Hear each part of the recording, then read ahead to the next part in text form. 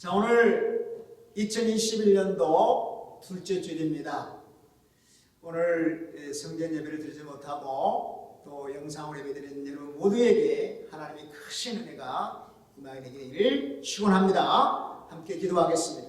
사랑하신 아버지 하나님 감사합니다. 영광의 하나님을 찬양하며 송축합니다. 하나님, 코비드-19 팬데믹 때문에 성전에서 예배드리지 못하는 그러한 영상으로 예배드리는 성도들을 기억해 주시고, 우리 하나님께서 저들의 예배 초소에 함께 하셔서 하나님의 영광으로 함께 하셔서 임마누엘의 형통하는 복을 누리고 승리하도록 이끌어 주시옵소서.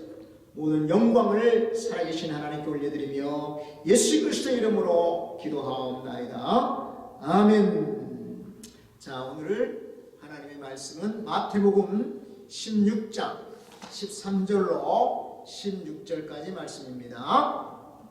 예수께서 빌립보 가이사랴 지방에 이르러 제자들에게 물어 이르시되 사람들이 인자를 누구라 하느냐? 이르되 더러는 세례 요한, 더러는 엘리야, 어떤 이는 에레미야나 선지자 중에 하나라 하나이다. 이르시되 너희는 나를 누구라 하느냐? 시몬 베드로가 대답하여 이르되 주는 그리스도시요 살아계신 하나님의 아들이십니다. 아멘. 오늘 이 본문 말씀을 중심으로 예수님은 누구신가? 라고 하는 제목으로 말씀을 나누려고 하는데요. 우리가 이 신앙생활을 승리하고 인생에 승리하기 위해서는 예수님이 누구신지를 정확하게 알아야만 됩니다. 우리가 예수님의 사역을 여러 모양으로 잘 알고 있습니다. 그렇지만 막상 예수님이 누군가라고 묻는다면 잘 대답을 못하는 것 같아요. 저 자신도 모태신앙자로서 어렸을 때 교회를 다녔지만 사실 어머니의 모태로부터 다녔죠.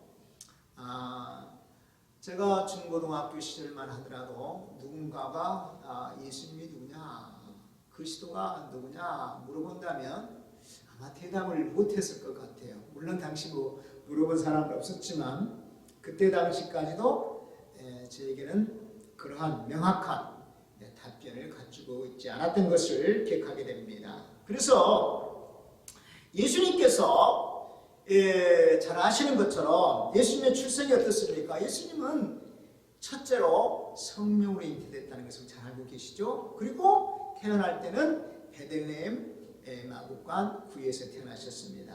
그리고 어린 시절은 나사렛이라는 그런 동네에서 자랐다는 것도 잘 압니다.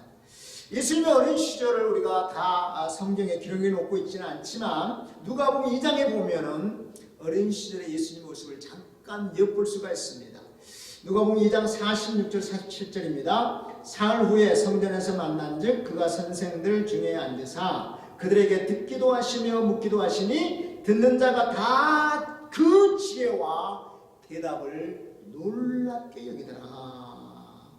여러분 이 스토리 아시죠? 예수님이 이 나사렛이라는 동네에서 예루살렘에 이제 가서 그 절기를 지켰던 걸 여러분 기억하실 것입니다. 그런데 돌아오는 길에 예수님이 안 계신 겁니다. 그래서 부모가 찾아가서 사흘 후에 성전에 가보니까 예수님이 거기에 당시의 서기관들, 요즘으로 말하면 신학 박사들이죠. 그분들과 듣기도 하고 묻기도 하고 토론을 하고 있는 겁니다. 그런데 예수님이 그 10대 소년이었던 걸로 알려져 있는데 당시에 그 자리에 앉아있던 모든 그 석학들이 예수님의 그 지혜와 대답에 깜짝 놀랐다라고 기록을 하고 있는 것입니다. 더 나아가서 누가복음 2장 50절에 보면 예수는 지혜와 키가 자라가며 하나님과 사람에게 더욱 사랑스러워 가시더라. 예수님의 이 청소년 시대의 모습을 기억하고 있죠. 그래서 예수님은 지혜와 키가 자라면서 하나님 앞에 그리고 사람들에게 더욱 사랑받는 그러한 삶을 사셨다고 기록하고 있습니다. 그래서 저와 여러분들도 시간이 가고 나이가 들수록 이제 2021년도 신년을 맞이했습니다마는 저와 여러분이 더욱더 하나님 앞과 그리고 사람들에게 사랑스러워져 가는 나날이 되기를 간절히 소망합니다. 자, 예수님은 이제 때가 이름에 공생애를 시작하셨는데요. 공생애는 바로 갈릴리 호수를 중심으로 사역했던 것을 보게 됩니다. 그런데 예수님께서 갈릴리 중심으로 사역을 하시는데 제자들에게 특별하게 분명하게 일깨워주고 싶은 것이 있었습니다. 그것이 뭡니까? 지금 예수님은 제자들 불러서 제자들과 함께 동거동락하면서 하나님의 나라에 대해서 가르치기도 하고 몸소 행함으로 그들이 하나님의 나라의 사람들의 그 언행을 가르치기도 했습니다. 그렇지만 아직까지도 정확하게 예수님이 누구신지를 알려줄 필요가 있다라고 생각했기 때문에 이제 제자들을 데리고 수레를 떠났습니다. 이게 뭐냐면 갈릴리 호수 지역이 아니라 바로 갈릴리 호수 북쪽 약 40km 떨어져 있는 헬몬산 기슭 해발 약 345m에 위치한 그러한 아름답고 조용한 마을 가이사라 빌립보를 바로 수양의 장소로 택한 것입니다. 그래서 예수님께서 제자들 데리고 그곳에 가셔가지고 딱 한 가지 질문을 하신 거예요. 그게 뭐예요? 내가 누구냐? 라고 하는 질문이에요. 먼저 예수님께서는 이렇게 물어보시죠. 자, 사람들은 인자는 사람의 아들이라는 뜻이고요. 예수님 자신을 지칭할 때 인자라는 표현을 쓰셨습니다. 인자를 누구라고 하느냐? 다시 말하면 사람들이 예수인 나를 누구로 알고 있느냐? 내가 어떤 사람으로 알고 있느냐? 이런 질문을 던졌습니다. 그랬더니 아니나 다를까 많은 사람들이 가지고 있는 생각들, 얘기하고 있는 얘기들 얘기합니다. 세례 요한이다, 엘리야다, 에레미야다, 아니면 선지자 중에 한 명이다.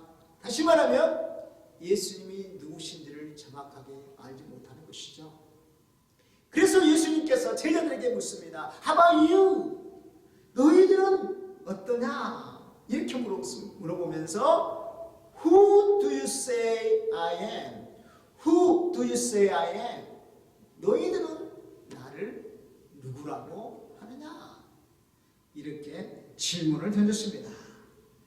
그랬더니 다른 제자들은 답을 못하고 어물어물하고 있습니다.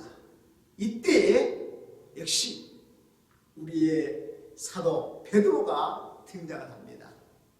베드로가 등장을 해서 놀라운 답변을 했어요. 이 답변을 들으시고 예수님께서는 크게 이 베드로를 칭찬을 했습니다. 자, 베드로가 답변한 내용은 뭐였습니까? 오늘 16절 말씀이죠. 시몬 베드로가 대답하여 이르되 주는 그리스도시요 살아계신 하나님의 아들이시니이다 라고 하는 답변이었습니다. 즉 Jesus is the Christ, 예수님이 그리스도라고 하는 답변을 하신 거예요. 그리고 하나님은 우상과 같이 돌이나 쇠나 나무로 만든 생명이 없는 그런 우상, 신을 섬기는 그러한 우상이 아니고 살아계신 하나님, 우주를 창조하시고 통치하고 계시는 태초부터 영원까지 살아 역사하시는, 그리고 우리의 개인적인 삶까지 개입하셔서 일일이 돌봐주시는 살아계신 하나님의 아들이라고 하는, 다시 말하면 살아계신 하나님의 아들 성자 하나님이라고 베드로가 고백을 한 겁니다. 예수님께서요 이 대답을 듣고 감동을 받으시고요 엄청나게 베드로를 칭찬해 주셨어요. 그러면서 한 가지 얘기했습니다. 네가 그렇게 얘기한 것은 네가 너의 지식으로, 네가 인간적인 지식과 방법으로 누구에게 배워서 혈육을 통해서 한 게 아니고 바로 하늘에 계신 내 아버지께서 너에게 계시해 주신 것이다. 그러니까 베드로가 굉장히 영적인 사람이었다는 것을 알게 됩니다. 그는 그 12제자들에게 이런 질문을 했을 때 다른 11제자들은 They had no ideas. 그들은 어떻게 답할지 몰랐어요. 근데 베드로가 순간적으로 하나님께 아마 기도를 했던 것 같아요. 예, 하나님, 정말 예수님이 누구신지 정확히 좀 알려주세요. 아마 그렇게 기도하지 않았을까요? 이때 하나님께서 계시해 주신 거죠. 17절에서 예수님께서 그 말씀을 하셨잖아요. 이를 내게 알게 하니는 혈육이 아니요 하늘에 계신 내 아버지시니라. 예수님께서 많이 하셨잖아요. 그러니까 어떻게 하나님께서 이걸 알게 해주셨을까요? 베드로가 기도를 하니까 하나님께서 알려주신 거죠. 계시를 통해서. 그래서 이 엄청난 답변을 하신 거고요. 이 답변을 들으시고 예수님께서 감동을 받으시고 칭찬해 주셨을 뿐만 아니라 놀라운 축복의 선물을 주셨고요. 또 놀라운 사명을 주셨고요. 그리고 그 놀라운 사명과 선물은 베드로가 마음껏 누릴 수가 있었습니다.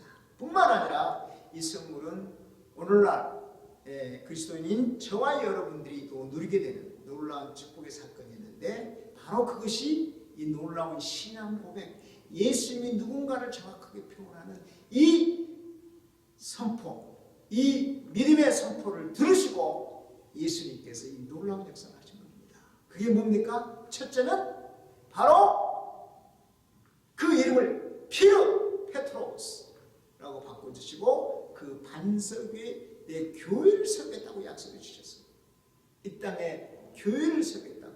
베드로를 통해서, 베드로의 신앙 고백을 통해서. 두 번째는 너에게 내가 천국 열쇠를 준다. 그래서 천국 열쇠를 가지고 있으면 무엇인지 땅에서 묶으면 하늘에서 묶여지고 땅에서 풀면 하늘에도 풀려지는 놀라운 권세 있는 천국 열쇠를 내게 준다. 이렇게 약속을 하셨습니다. 자, 이거에 대해서는 다음 시간에 내가 자세하게 한번 말씀을 드리겠고요. 자, 오늘은 이 베드로의 신앙 가운데, 고백 가운데 가장 중요한 것, 예수님은 그리스도라고 하는 고백이에요. 이 고백이 왜 이렇게 중요하냐? 이 고백이, 이 사실은 복음의 핵심을 다 포함하고 있는 것입니다. 그렇기 때문에 초대교회 성도들은 그들이 성전에 모이든지 또 어디를 가든지 복음을 전하고 전도할 때에 그 핵심 내용이 뭐냐면은 Jesus is the Christ. 예수님은 그리스도이십니다. 라고 하는 것이 그들의 설교요 전도의 핵심이었다는 것이죠. 그만큼 예수님을 그리스도로 정확하게 알고 있다는 것은 중요하다는 것을 우리에게 상기시켜주고 있는 것입니다. 그러면 먼저 예수님의 이름과 의미라는 걸 생각해 봅니다. 우리가 예수님이라고 했을 때 이 예수라고 하는 헬라어입니다. 예수스라고 하는 헬라어 뜻은 뭐냐면은 히브리어 에슈아를 번역한 겁니다. 다시 말하면 예수스, 헬라어의 예수스와 히브리어의 에슈아는 같은 내용이라는 것이죠. 그러면 히브리어의 에슈아의 뜻은 뭡니까? 여호와는 구원하신다. 여호와는 구원이시다. 이런 뜻을 가지고 있는 것입니다. Jehovah saves. Jehovah is salvation. 그래서 여호와는 구원하신다. 여호와는 구원이시다 라고 하는 뜻을 가진 에슈아를 헬라어로 음역한 것이 예수스고 이걸 영어로 음역한 것이 지저스고 우리 한국말로 음역한 것이 예수라고 하는 것입니다. 그 이름은 그러면 뭐냐? 인류의 구세주로서의 하나님께서 친히 지어진 이름인 것입니다. 자, 이제 천사가 이제 마리아에게 나타났죠. 예, 동정녀 마리아에게 나타나서 이제 내가 아들을 낳을 것인데 그 이름을 예수라 하라. 이렇게 아직 처녀가 잉태되지도 않은 아기의 이름을 먼저 지어줬습니다. 그래서 깜짝 놀랐죠. 나는 남자를 알지 못하는데 어떻게 내가 아들을 낳습니까? 그때 바로 그 태어난 아이는 성령으로 잉태된 아들인 것을 가르쳐 주셨고, 그 아들이 태어나면 그 이름을, 그 아이의 이름을 예수라고 부르라고 가르쳐 주셨습니다. 자, 그러면 그 뜻은 무엇입니까? 예, 바로 마태복음 1장 21절 설명해 주고 있습니다. 예수의 이름을 자기 백성을 저희 죄에서 구원할 자인 것, 구원할 자다라고 하는 의미를 가지고 있다라고 설명을 해주고 있는 것이죠. 다시 말하면 이미 설명드린 대로 예수라고 이름 자체가 여호와는 구원하신다, 여호와는 구원이시다 의미를 가지고 있기 때문에 이것을 이 천사가 해석을 해준 겁니다. 예수라는 이름의 뜻이 뭐냐? 곧 백성들을 죄에서 구원하실 사람, 구원하실 분이고 그 뜻을 가진 이름이 곧 예수다. 히브리어로는 예수와 이렇게 알려줬습니다. 자, 그러면 이 이름은 어떤 이름인가? 베드로는 사도행전 4장 11절 12절에서 예수님의 이름을 온 천하에 구원시킬 수 있는, 구원을 얻을 수 있는 유니크한 이름이라고 선포를 했습니다. 자, 대제사장들과 권세자들 앞에서 신문을 당하고 있을 때 베드로는 담대하게 선포를 했는데요. 사도행전 4장 11절과 12절 말씀입니다. 이 예수는 너희 건축자들의 버린 돌로서 진모퉁이의 머릿돌이 되었느니라. 다른 이로서는 구원을 얻을 수 없나니 천하 인간의 구원을 얻을 만한 다른 이름을 우리에게 주신 일이 없음이라 하였더라. 보세요. 천하 인간의 구원을 얻을 만한 다른 이름을 우리에게 주신 일이 없다. 다시 말하면 온 천하에 구원을 받을 수 있는 이름은 바로 예수라고 하는 이름이다. 이렇게 감히 선포를 했던 것입니다. 뿐만 아니라 이 예수라는 이름을 통해서 알 수 있는 세 번째는 참 인간으로 오신 그 참 인간으로서의 이름 예수라는 것을 알게 됩니다. 마태복음 1장 1절에 이렇게 시작하죠. 복음서를 여는 첫 챕터, 첫 절에 아브라함과 다윗의 자손 예수 그리스도의 계보라. 그래서 예수님이 인간인 아브라함, 인간인 다윗의 후손을 통해서 성모 마리아를 통해서 이제 성령으로 잉태하여 태어나신 그러한 인성을 가지시는 것을 말씀해 주고 있습니다. 그렇지만 그분이 다른 점은 무엇입니까? 우리 인간의 모습으로, 종의 모습으로 오셨지만 다른 점이 하나 있습니다. 요한일서 3장 5절입니다. 그가 우리 죄를 없애려고 나타나신 것을 너희가 아나니 그에게는 죄가 없느니라. 왜 죄가 없을까요? 우리는 태어날 때부터 아담으로부터 흘러내리는 죄의 뿌리에서 죄 가운데 태어나는 원죄, 오리지널 신이 있습니다. 그러나 예수님은 여자의 후손으로, 다시 말하면 성령으로 잉태되신 분이고, 사실은 성자 하나님이 인간의 몸을 쓰고 이 땅에 오신 인카네이션, 성육신하신 사건이잖아요. 그렇기 때문에 죄가 없으셨다 하는 것이 우리가 다른 점입니다. 자, 그러면 예수라는 것은 개인적인, 사적인, 인간적인 이름, 예수. 그러나 그 뜻은 구원자라는 뜻을 가지고 있는 이름이라는 것을 기억할 수 있기를 바랍니다. 두 번째로 그러한 예수가 그리스도라고 베드로가 선포했어요. 초대교회 모든 성도들이 복음을 전할 때 Jesus is the Christ, 예수님은 그리스도입니다 라고 선포했어요.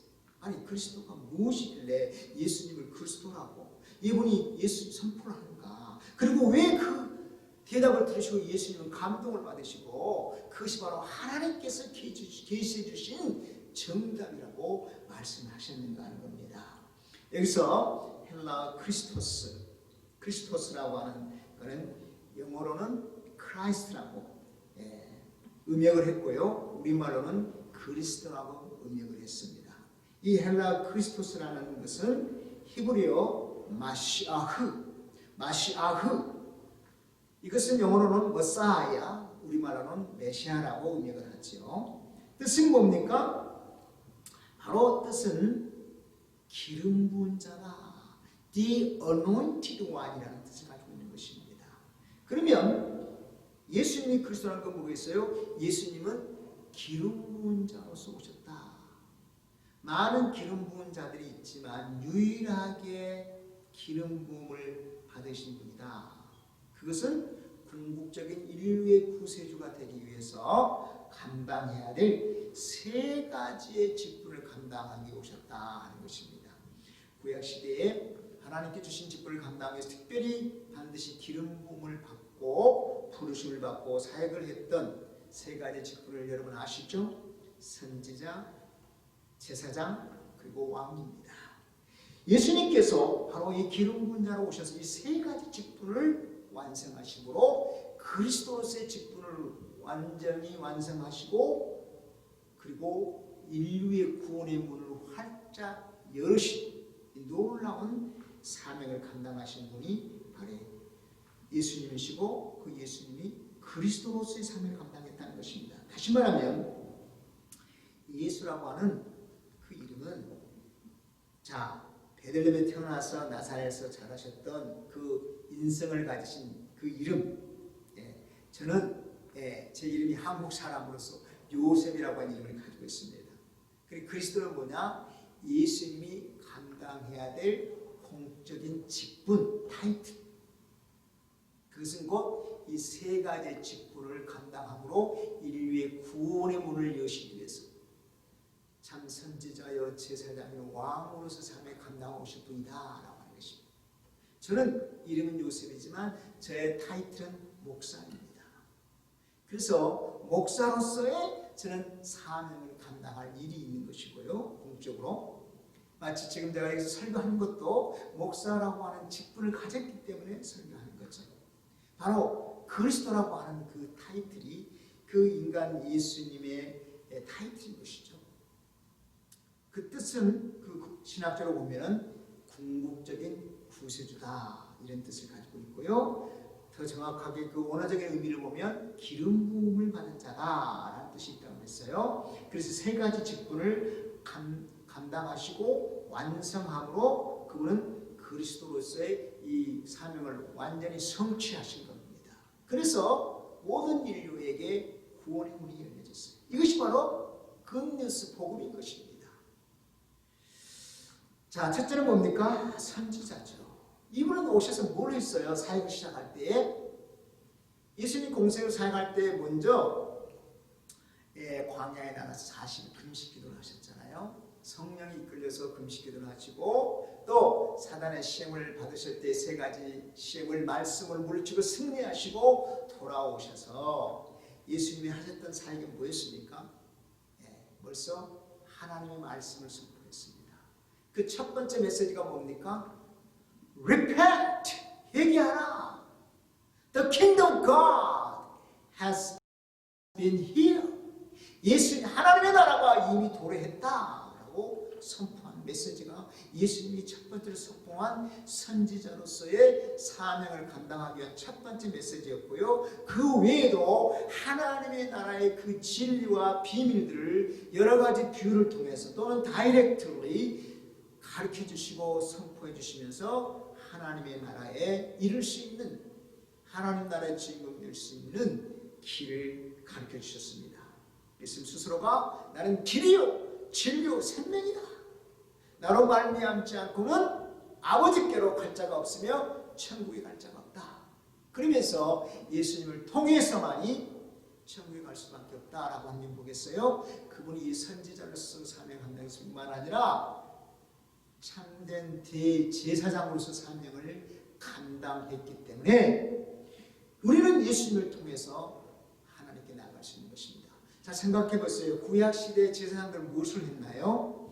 자, 하나님의 사람들이 죄를 짓고 하나님 죄 문제를 해결하기 위해서 속죄제, 속건제, 또 하나님과의 그 펠로우십을 해서 화목제 이러한 제사를 지낼 때에 제사장들이 하나님과 그 백성들의 중간에서 중보자 역할을 하면서 했습니다. 특별히 이제 제를 짓고 제사를 짓기 위해서는 반드시 희생 제물을 가지고 가야겠죠. 그러면 제사장이 가지고 갑니다. 그러면 이 제주가 희생 제물에 안수하면서 자기의 죄를 이 희생 제물에게 전가를 하는 겁니다. 그리고 나서 이 제사장은 이 희생 제물을 잡습니다. 이때 피를 다 쏟아지게 되는 것이죠. 그래서 왜냐? 피 흘림이 없은즉 제사함이 없기 때문에 반드시 살아있는 동물을 가지고 죽여서 피를 흘려야만 됐고, 그래서 이를 태워서 드리는, 완전히 태워서 드리는 번제가 있었고, 또 이와 같이 흔들어서 드리는 요제와 어깨로 드리는 거제 등 이러한 방법으로 하나님께 제사를 드림으로 제사를 받는, 그리고 나서 하나님과의 관계가 회복되어지는, 그래서 화목제를 더 드리고 이런 제사를 드렸다면 이러한 일을 감당했던 사람의 직분이 뭐예요? 제사장이었습니다. 예수님이 이 직분을 감당하고 오시는데요. 히브리서 보면은요, 이 희생 양들을 통해서 죄를 이렇게 사하는 것은 이례적인 것이기 때문에 죄를 질 때마다 희생 제물을 들고 와서 제사장을 통하여 이 제사를 드림을 했습니다. 자, 그러나 희생 제물을 통한 희생의 제물의 피는 이것을 커버링하는, 덮는 효과밖에 없었습니다. 저를 완전히 씻기 위해서는 바로 성자 하나님 예수님이 죄가 없는 그 피, 죄가 없는 그 피를 쏟아서 저와 여러분의 죄를 대신 죄값을 치러주시는 사건, 이 사건이 대속의 사건이고 이것이 바로 십자가 사건이 아니겠습니까? 바로 이 십자가에서 예수님은 스스로가 영원한 희생 제물이 되시고 스스로가 영원한 대제사장이 되셔서 십자가에 피 흘려 돌아가신 겁니다. 그래서 거룩하신 하나님과 죄인과의 중재자의 사명을 완성하신 사건이 메시아 그리스도, 기름 부은 자로 오신 그리스도의 중요한, 어떻게 보면 가장 중요한 사명이었죠. 그리고 마지막은 왕. 어떻게 해서 그분이 왕이 됐습니까? 원래 우주를 창조하시고 통치하시는 주인이시고 만왕의 왕 만주주시지만은 특별히 인간의 몸으로 오셔서 우리들로 하여금 그러한 예수님이 가졌던 그 세 가지 직분을 감당할 수 있도록 예수님이 친히 이 땅에 오셨고요. 이 일을 친히 우리가 똑같은 인간의 몸을 쓰시고 선지자의 사명, 제사장의 사명, 그리고 왕으로 등극을 하게 된 겁니다. 자, 어떻게 해서 왕이 되셨나요? 그분은 사망 권세를 무찌르고 부활하셨습니다. 사망 권세를 무찌르고 부활하셨다고 하는 것은 이 땅에 있는 모든 어둠의 권세, 사단의 권세, 질병의 권세, 모든 권세, 저주로, 죄로 말미암아 저주가 들어온 모든 저주를 물리칠 수 있는 권세자로서의 왕인 것입니다. 그냥 한 나라를 다스리는 그런 왕이 아니에요. 이 우주 전체를 다스릴 수 있는 권세자로서 예수님이 등극한 사건은 바로 부활의 사건입니다. 그래서 예수님이 이 땅에 오셔서 하나님 나라를 선포하는 선지자로서의 사명, 또 우리의 죄를 다 사하기 위해서 영원한 희생제물을 드리시고 영원한 대제사장이 되신 사건, 그리고 사망 권세를 무찌르고 부활하심으로 만왕의 왕 만주가 주가 되신 사건, 이 세 가지의 사명을 감당하러 오신 분이 그리스도시고 이 세 가지 사명을 다 성취하심으로 그분은 유일한 그리스도가 된 것입니다. 더 크라이스트가 된 겁니다. 그러면 저와 여러분은 뭡니까? 우리는 이러한 예수님을 내 삶의 주인으로, 내 삶의 그리스도, 그리스도 구세주죠. 내 삶의 왕으로 모셔드리고 그분을 순종하게 될 때에 우리는 작은 그리스도가 되는 거예요. 그래서 우리는 크리스천스, 그리스도인들이 되는 겁니다. 그래서 이 그리스도인이라고 하는 크리스천스라고 의미는 뭐냐면 The Anointed Ones, 기름 부음을 받은 자들이에요. 그러니까 예수님께서 더 크라이스트로서 이 위대한 사명은 아무도 감당할 수가 없어요. 예수님만 가능한 것이죠. 왜요? 그분만이 죄가 없이 태어나신, 성령으로 잉태하신 우리의 죄를 대신 져줄 수 있는 유일한 분이기 때문이죠. 그분만이 유일한 더 크라이스트, 그 그리스도예요. 저와 여러분은 그 그리스도께서 행하신 일을 그대로 할 수는 없지만 이제 승천하시면서 제자들에게 위임해 주셨잖아요. 주님이 하신 사역을 위임해 주셨는데 그 사역을 저와 여러분에게 위임해 주신 겁니다. 다시 말하면 우리는 이제 작은 그리스도들로서, 작은 기름 부은 자들로서 예수님이 행하셨던 이 세 가지 직분을 잘 감당하고 주님이 부르실 때 천국으로 오라는 겁니다. 그래서요, 사도 베드로는 베드로전서 2장 9절에서 이렇게 선포했습니다. 그러나 너희는 택하신 족속이요 왕같은 제사장들이요 거룩한 나라요 그의 소유된 백성이니 이는 너희를 어두운 데서 불러내어 그의 기이한 빛에 들어가게 하신 이의 아름다운 덕을 선포하게 하였습니다. 여기 보면은 너희는 누구예요? 그리스도인들을 얘기하는 것이죠. 베드로가 서신서를 보내는 그 초대교회 성도들, 오늘날은 모든 그리스도인들 다 포함해서 하는 말씀입니다. 너희는 택하신 족속, 그리고 왕같은 제사장들이라는 거예요. 로얄 프리스트후드. 그러니까 이 말씀 안에는요, 로얄은 그러니까 왕권을 가진 사람, 왕, 그리고 프리스트후드, 제사장, 그리고 그의 기이한 빛에 들어가게 하신 이의 아름다운 덕이 뭐겠어요? 그리스도의 복음이죠. 이 복음을 선포하게 하려 하십니다. 복음을 전하게 하려 합니다. 복음을 전하는 사명이 뭐예요? 선지자의 사명이죠. 그래서 사도 베드로는 베드로전서 2장 9절을 통해서요, 우리 그리스도인들이 예수님께서 그리스도로서 행하신 이 세 가지 사명을 복음을 전하는 선지자로서, 또 죄인들과 거룩한 하나님을 화해시키는 중보자의 역할을 하는, 그들에게 복음을 전하고 그들이 회개하고 하나님의 아들로 거듭날 수 있도록 born again 크리스천이 될 수 있도록 중보 역할을 하는 제사장의 직분을 감당하는 것이고요. 그리고 마지막 왕은 뭡니까? 내가 어떻게 해서 왕이 될 수 있어요?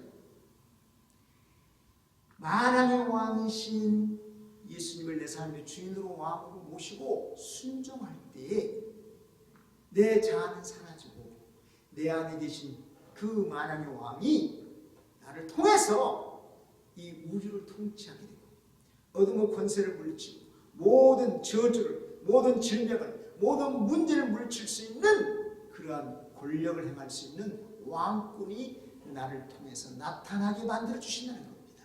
이것이 바로 그리스도인의 정체성인 거죠. 그래서 우리가 잘 기억해야 됩니다.